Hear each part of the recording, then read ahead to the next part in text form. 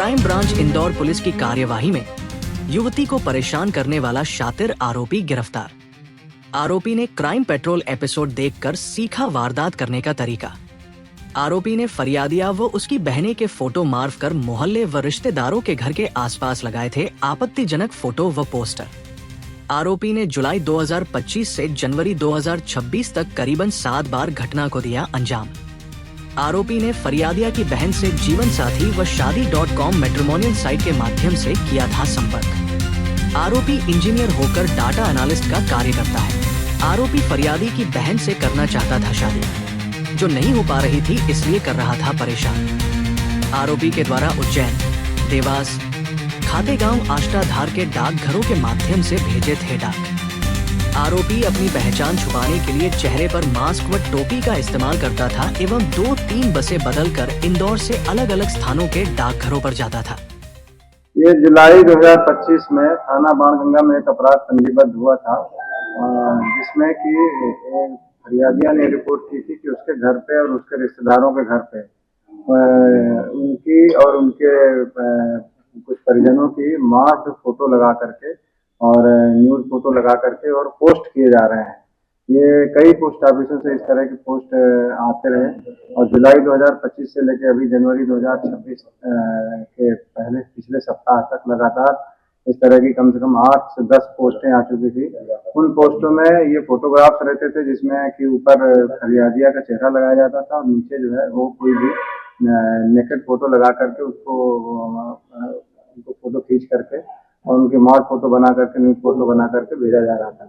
और ये जो कार्यक्रम था, ये सिलसिला था, ये लगातार उनके रिश्तेदारों पे और उनके घर के आसपास के लोगों पे किया जा रहा था। इसके अलावा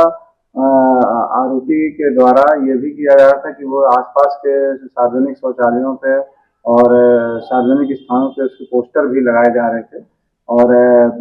एक साथ में पत्र भी लिखा जाता था जिसमें लिखा जाता था कि मैं तुमको बदनाम कर दूंगा और इस तरीके से लगातार वो प्रसारित कर रहा था। कुछ पत्रों में इस तरह से भी लिखा जा रहा था कि हम एसिड अटैक, मेरा अगला कदम एसिड अटैक होगा और फरियादिया और उनके परिवार वाले काफी डरे हुए थे क्योंकि लगातार वो इस तरह की पोस्ट कर रहा था और पोस्ट कौन कर रहा है इसकी कोई जानकारी मिल नहीं पा रही थी। इस संबंध में बाणगंगा द्वारा लगातार 4-5 महीने इन्वेस्टिगेशन किया गया। जब सफलता नहीं मिली तब सीपी सर के पास में भी पीड़िता और उनके परिवार वाले मिलने गए थे, जिस पर से सीपी सर ने क्राइम ब्रांच को इसके अगले इन्वेस्टिगेशन के लिए दिया। क्राइम ब्रांच ने लगभग 25 दिन पहले ये इन्वेस्टिगेशन अपने हाथ में लिया था, जिसमें हमने राजेश दंडोतिया जी के नेतृत्व में एक टीम बनाई थी जिसमें एसीपी सौम्या अग्रवाल थी और हमारी सोशल मीडिया की प्रभारी रीना भी साथ में थी और उनकी पूरी टीम ने इस पर काम करना शुरू किया। हम लोगों ने, चूंकि इसमें सबसे ये चैलेंजिंग इसलिए था क्योंकि इसमें आरोपी द्वारा कोई मोबाइल फ़ोन का इस्तेमाल नहीं किया जा रहा था, किसी भी तरीके की कोई क्लू नहीं छोड़ा जा रहा था और पोस्ट ऑफिसों में भी और जहाँ भी वो जाता था उन सबके हम लोग वहाँ पर जा करके आसपास जब पता किया तो पता चला कि उसका मुंह बंद है और कहीं हेलमेट लगा करके और कहीं वो अपना जो है मास्क लगा करके वो इस तरह के फोटो और ये सब चीज़ें पोस्ट कर रहा था, इसलिए इसकी जानकारी निकालना काफ़ी कठिन था। पर हमारी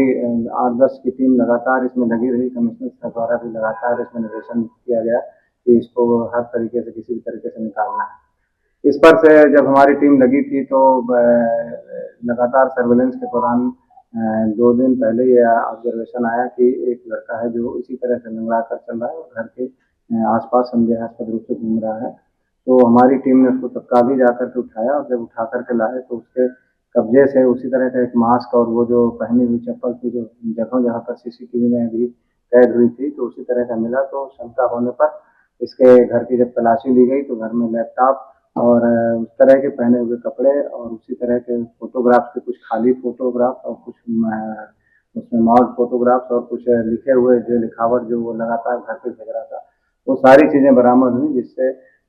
बाद में आरोपी को ये सब चीज़ें अवगत कराई गई। आरोपी ने भी इस घटना को स्वीकार किया और फिर उसने जो कहानी बताई वो कहानी के अनुसार ये है कि वो एक मैट्रिमोनियल ऐप के थ्रू उसने वहाँ उस परिवार में एक लड़की थी जिससे वो शादी करना चाह रहा था, उससे वो कनेक्ट भी हुआ लेकिन बाद में शादी हो नहीं पाई क्योंकि उसकी कुंडली मिल नहीं पाई, और ऐसा उनके लड़की के परिवार वालों का कहना था। और जब ये शादी टूट गई तो उसको ये लगा कि उसके परिवार वालों ने ही ये शादी जानबूझ के तोड़ी है। तो इसी खुन्नस में उसने लगातार उनके परिवार के कुछ लोगों को बदनाम करने के लिए इस तरह के वो मॉड फोटो डाल रहा था। और जो पकड़ा गया आरोपी है उसका नाम आयुष अग्निहोत्री है, जो ये ये वैशाली नगर इंदौर में रहता था। और उससे जब पूछताछ की गई तो उसने बताया कि वो सिविल इंजीनियर है, और लगभग 34 साल का युवक है, और उसकी चूंकि जब शादी टूटने से वो काफ़ी गुस्से में था, और उसने लगातार एक दो बार प्रयास भी किया कि ये शादी संभव हो सके, लेकिन जब ये शादी नहीं हो पाई तो उसने इस तरह के टैक्टिक्स अपनाई। उससे पूछताछ की गई कि इस तरह की वो जो क्रियाकलाप है उसने कैसे इसको सीखा, तो उसका यही कहना था कि क्राइम पेट्रोल जो सीरियल आता है उसको देख करके उसने सारे एहतियात बरते, और कहीं भी वो सीसीटीवी कैमरे में ना आना पड़े तो इसके लिए हमेशा हर जगह मास्क लगा रहा था, कहीं हेलमेट लगा रहा था, और अलग अलग तरह से वो चेहरे को ढकने की कोशिश किया। और कहीं भी आना जाना करता था तो अपने साथ में वो कहीं भी मतलब एक साधन से न जाकर दूसरे साधनों का उपयोग करने की कोशिश कर रहा था। लेकिन इन सब चीज़ों के बावजूद भी क्राइम ब्रांच की टीम कड़ी मशक्कत के बाद इसको ढूंढ करके लाई है, और इसमें हमारी टीम राजेश गंडुतिया के नेतृत्व में लगातार लगी रही, और फिर ये सफलता मिली। आरोपी को हिरासत में लिया गया है, उससे पूछताछ की जा रही है, उससे और जानकारी ली जा रही है कि उसका बैकग्राउंड क्या है, और वो किस तरीके से उसने इस अपराध को अंजाम देने के लिए सोचा। और उसमें जो एसिड अटैक वाली बात थी उसके संबंध में भी तस्दीक की जाएगी, तो उसके संबंध में पुलिस रिमांड दिया जा सकता है।